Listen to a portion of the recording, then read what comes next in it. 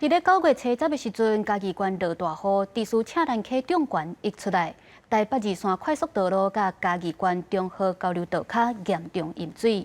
立委蔡益瑜就邀请水利署甲乡公所去溪边会勘，希望会当解决水路的问题。八江溪边发甲比保护县的杂草，边仔永庆1号桥下骹拢是满满的烂土。九百公尺外永庆2号桥下骹的赤兰溪嘛是相像的状况。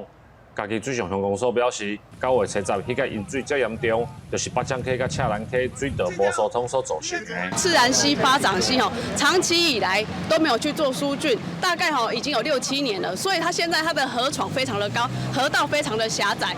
第5河川分数指出，疏通水道了后产生的土夯，因为无所在通囥，地属工课无法度按照当初规划来进行。立法院经济委员会委员专工落南来会勘，想要解决这个问题。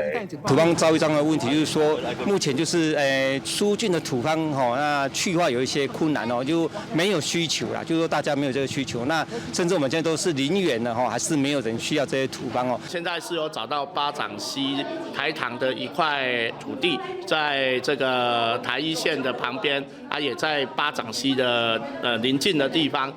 看起来是非常的适合作为土方的一个暂置场。要向土方的迄个土地，台糖进前就已经说服青农。立委表示，会去协调处理解约甲赔偿的问题，若是顺利，就会当解决疏浚所产生的土夯。大家雨水期结束了后，就会开始进行八种溪的疏通工程。记者林慧婷，嘉义报道。